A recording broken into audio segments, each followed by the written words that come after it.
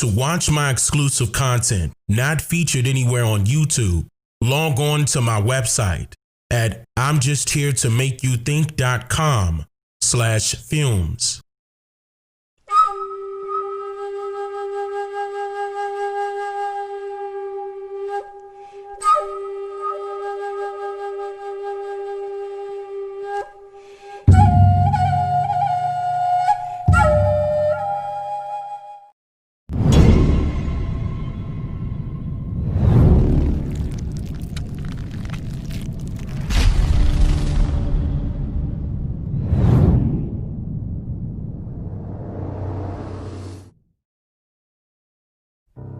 In today's society of America, many people are undergoing a benevolent process of changes in their life by decontaminating the poisonous traditional forms of indoctrination and overcoming the complexity of its burdensome physical and psychological, nearly permanent effects. By unlearning, or rather deprogramming, the information taught throughout compulsory educational institutions of yesterday and today. Whereas a fact is literally based on the one-directional formatted belief of an individual's opinion, which may seem harmless to those who are satisfied with taking someone else's word for it, versus finding it out on their own through the process of diligent researching. By undergoing this process, an individual will soon discover that there is an actual difference between a fact and truth, and that most popular things that we were all taught in these compulsory educational institutions or by word of mouth that are considered to be a fact were never true. And with this new light form of discovery comes a positive change. And with this positive change comes an energetic realization of the actual truth, which adamantly reveals these multiple malicious hidden agendas surrounding what we call history, various forms of science, and even down to the English language, just to name a few. And speaking of just that, it is essential to recognize and master the understanding of the English language, because it can hold a person mentally captive merely by the misunderstanding of a word's definition, especially when it pertains to law, education, or even social science. There is a big reason why when a person recalls or names each letter of a word, that gesture or process is called spelling. The underlining word in this sense would obviously be spell, which could carry a variety of different essential meanings within itself.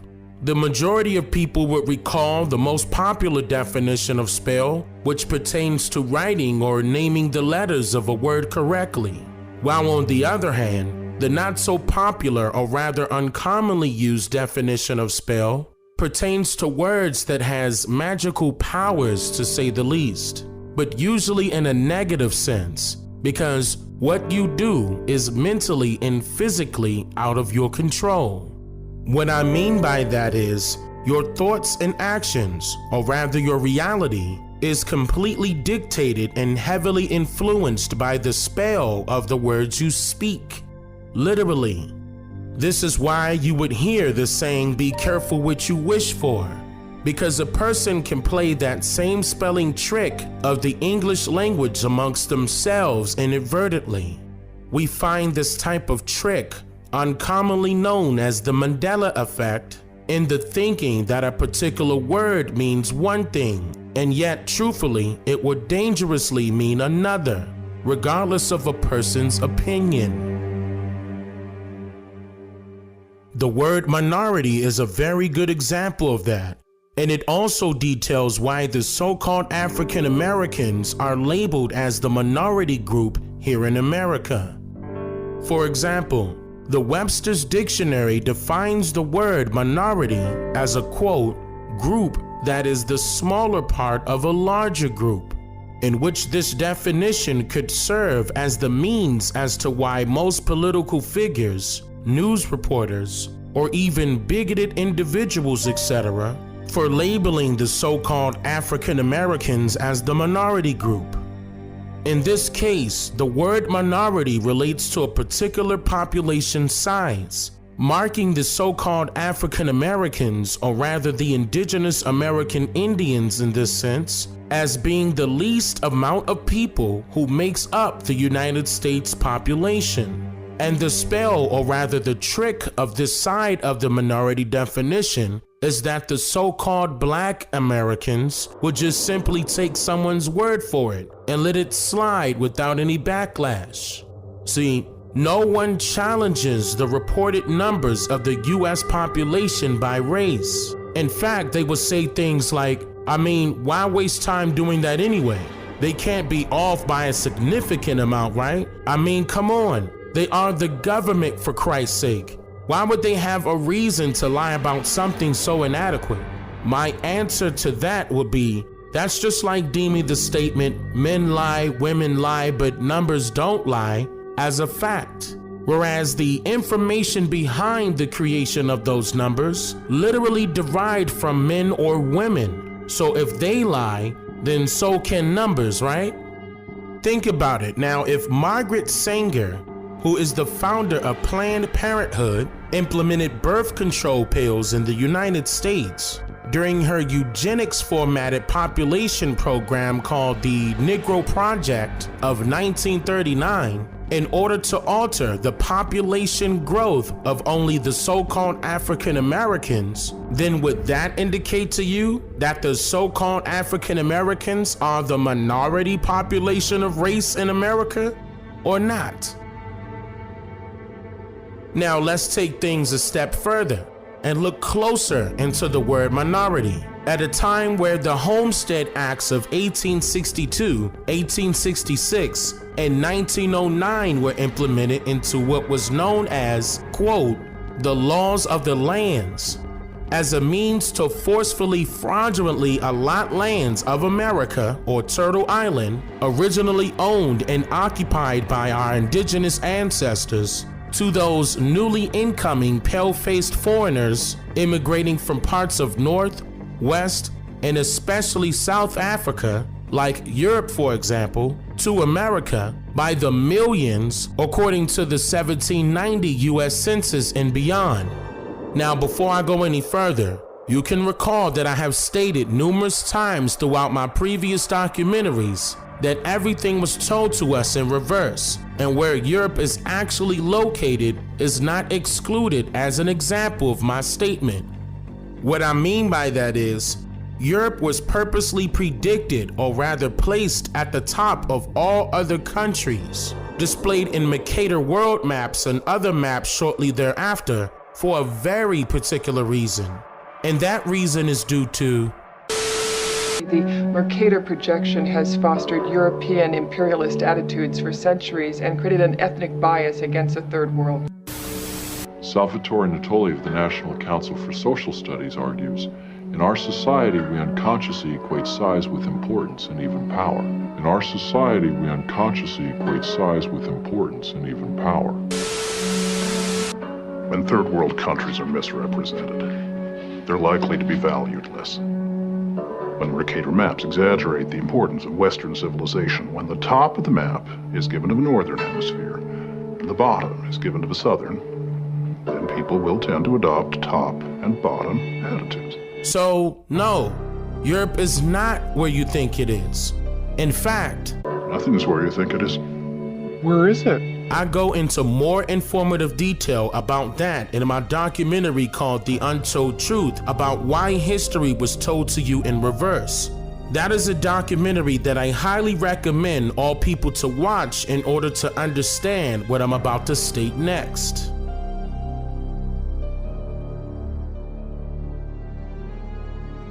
Now let's go back in time a little to the years of 1913 and 1936, at a time when land acts were adopted into law in South Africa. Now what's very important to note here is that these laws are very identical to the Homestead Acts in America that I mentioned earlier. They were called the Native Land Act of 1913 and the Native Trust and Land Act of 1936, in which these particular land acts allowed for the territorial segregation of the Native Africans, and made it illegal for them to work with the white Afrikaners as sharecroppers, meaning they could no longer share their lands, crops, and other resources with the white Afrikaners, who spoke a Dutch-created foreign language called Afrikaans, in which they paid a fee in order to continue to be tenants of the native Africans' lands. Through the passing of these land acts, along with several others shortly thereafter, it allowed for more than 80% of these already inhabited lands to be cleared of native Africans and sold at a very cheap rate to white Afrikaners only. During this time period, the traditional society of South Africa had been infiltrated by way of industrialized governmental policies and many other operational forms of white supremacy. Upon the creation of these land acts, the birth of apartheid arose simultaneously. Side note, apartheid means separateness, or rather a state of being pulled apart. This is when the money-hungry white Afrikaners wanted to divide the native South Africans in order to decrease, or rather quell, their economic and political powers. With these laws now in place, the all-white Afrikaner National Party was established in 1948, which they created an all-white government that helped to rapidly enforce all pre-existing and future regulations and policies of racial segregation, to include the previously written, quote, laws of the Land Acts that I mentioned earlier. Did you catch that? Listen closely. Once the non-white South Africans, or the native Africans, were forced off of their own lands and removed out of their own homes and placed on reserves, similar to today's Indian reservations or plantations, or what we know now as the public housing areas found in North America's ghettos, for example, the non-white South Africans were also forced to work industrialized jobs in order to single-handedly build up South Africa into a capitalist society.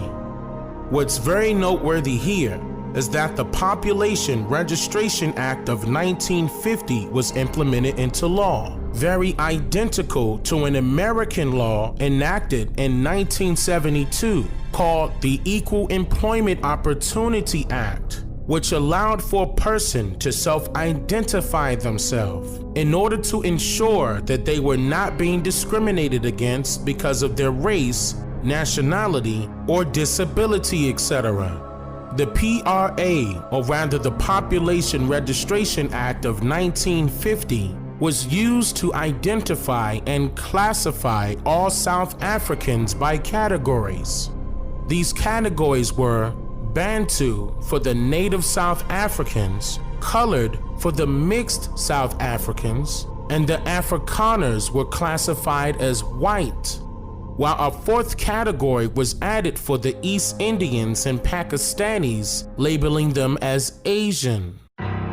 This method of fraudulent misclassification and land robbery by way of these land acts and laws only assisted and ensured that the white Afrikaners received the most fertile lands available in their region through government parental rights or ownership of set majorities by way of treaty rights or constitutions and other trickery, which in turn allowed for the sale of the already owned and occupied lands of the native South Africans to be handed over and or sold to their white oppressors.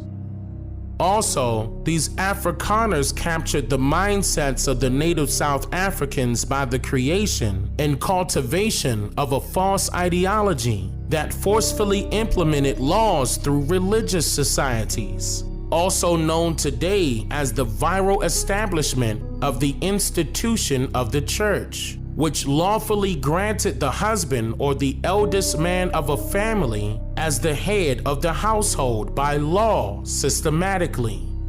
This methodology segued into the creation of laws that recognized ownership through the male of the household only.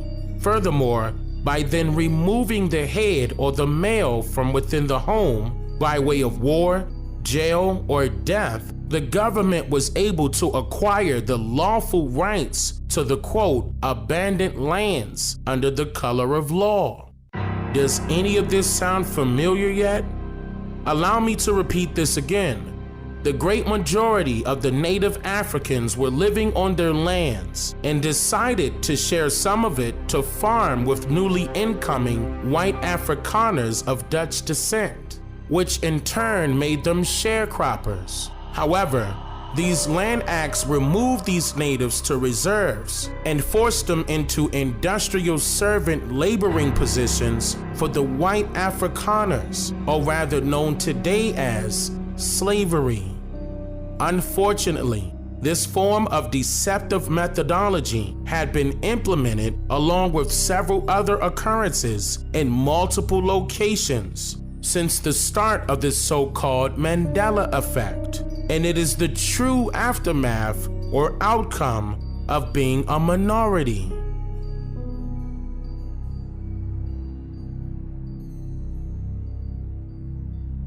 Now you can see how a lot of the similarities to what we now face here in America is not a coincidence, being that we are the direct descendants of the indigenous Aboriginal Niji of this land now called America, and how our historical timeline directly correlates to this similar timeline that I'm about to go over, which was planned and carried out by the same white Afrikaners who immigrated by the millions to the Americas during the years of the Homestead Acts, when subsequently laws were created to give them our farms. At the very same time that America refused to give the Negro any land, through an act of Congress, our government was giving away millions of acres of land in the West and the Midwest, which meant that it was willing to undergird its white peasants from Europe with an economic floor,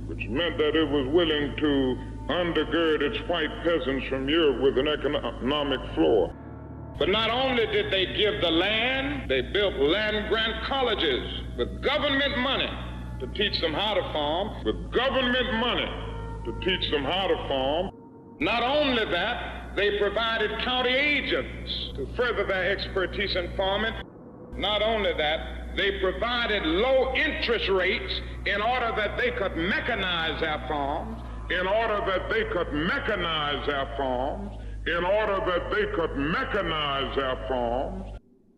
Not only that, today many of these people are receiving millions of dollars in federal subsidies not to farm, and they are the very people telling the black man that he ought to lift himself by his own bootstraps. And this is a reality. Now, when we come to Washington, we are coming to get our check. Now, let's quickly go over the timeline of these laws and acts that you probably never heard of before it somehow disappears from the internet and other primary sources. These acts include the Black Land Act of 1913, formerly known as the Native Land Act of 1913, the Development Trust and Land Act of 1936, formerly known as the Native Trust and Land Act of 1936, the Unbeneficial Occupation of Farms Act of 1937, the Colored Persons Settlement Act of 1946, the Asiatic Land Act of 1946, the Black Affairs Act of 1959, formerly known as the Native Affairs Act of 1959, the Group Areas Act of 1966, and then finally the Black Communities Development Act of 1984, in which many of these fraudulent acts were repealed and removed on June 30th, 1991, with the abolition of the Racially Based Land Measures Act. Now, how did the native South Africans put a stop to slavery, you ask? Well, I'll explain. The Native Land Act of 1913 and the Native Trust and Land Act of 1936 were only the start to a much larger plan to be carried out, but it became increasingly difficult after the South African apartheid, in which Native Africans decided that they were no longer going to work for their white Afrikaner oppressors at all. After the Native Africans decided to no longer work, this delivered a winning blow to their oppressors, which set into motion these acts to be removed on June 30th, 1991. And it was then that other motions were set in place here in North America, which in turn reveals the true Mandela effect. Well, now to a fascinating and significant story the media have all but ignored. South Africa is a diverse country, but the South African government would like to make it much less diverse. An embattled minority of farmers, mostly Afrikaans-speaking, is being targeted in a wave of barbaric and horrifying murders. But instead of protecting them, the government just passed a law allowing it to seize their farms without any compensation, based purely on their ethnicity, and distribute those farms to more favored groups. Thousands have already migrated out of the country, but they've struggled to attract any sympathy abroad for some reason. Ernst Roots is deputy CEO of AfriForum. It's a South Africa civil rights group. He was just in the United States to meet with a number of government officials. He also took a moment to talk to us. Here's part of what he said. Ernst Roots joins us now. Mr. Roots, thanks for coming on. Thank you very much. So you describe in this book a disorganized but in some sense intentional campaign to crush a racial minority within your country, and the government seems on board with it. Is that an overstatement? Well, what the book is about is it's about government complicity in the scourge of farm attacks and farm murders that we've seen in South Africa. So we know in the last 2 decades there's been, according to government statistics, which we believe, we have reason to say that it's maybe downplayed a little, there's been about 2 farm attacks every day and 2 farm murders every week in South Africa. And in the book I highlight actually 10 different reasons why we believe the South African government is complicit. And it stretches from reasons including the fact that as these attacks have worsened, for example in 2007 there was a 25% increase in these attacks, and then the South African government responded saying we're not going to release any more statistics about this. Then also, which is very concerning, is the hate speech in South Africa. So we have, that's the title of the book as well, Kill the Boer, which is a very popular song, which is still being sung in South Africa. It was sung just the other day.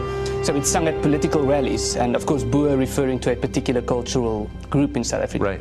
Right. We have songs like Shoot the Boer, which is a different song.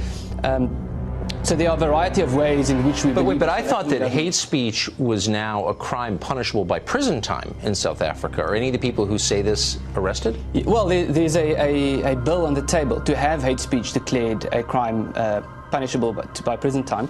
But if you look at the motivation around this, it's very clear that I think those in government who are pushing this don't regard this as hate speech. As a matter of fact, they've been arguing that it's not hate speech in courts. So they would argue that they have a right to sing about killing farmers, and then they would say it's an expression of freedom of speech. So now the government has announced that it plans to pursue a policy of taking land away from people on the basis of their skin color. Do you think they'll do that?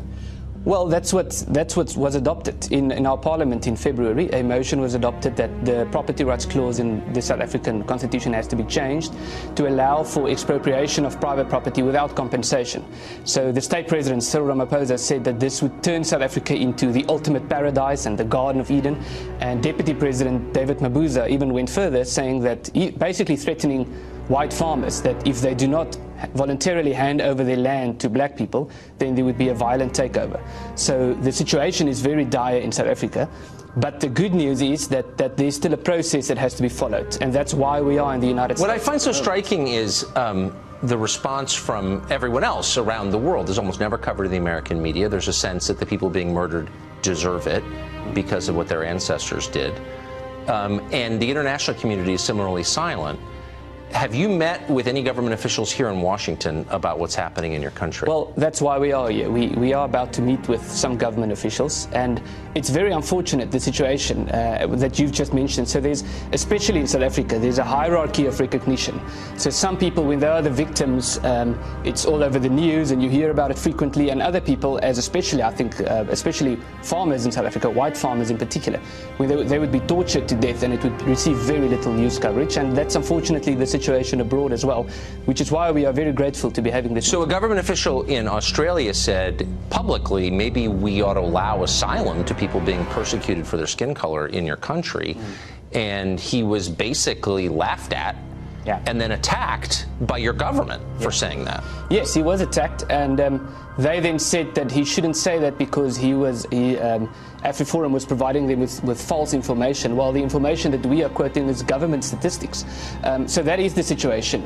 Whoever speaks out against this, just for being in the United States, we've been accused of treason. We've had people threatening us, saying they'll wait for us at the airport when we come back and they'll attack us and so forth. We had the state president today in Parliament calling on us to go back to South Africa. So whenever you speak out against this, there's a very serious backlash. This is not what Nelson Mandela wanted.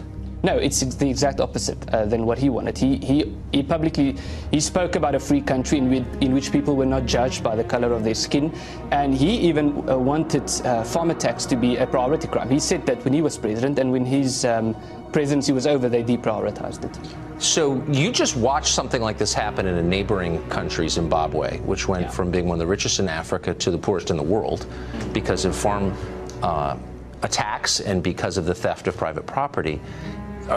Is the ANC, the ruling party in South Africa, aware of that lesson? Yeah.